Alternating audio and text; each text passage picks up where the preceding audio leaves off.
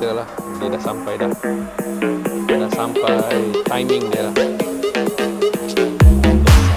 Dah lama dah. Barang lama dah tak nak kembali. Tapi harga kat sini memang rendah. Kedai ni okey ni sangat power. So kalau you all berminat nak tukar dengan kadar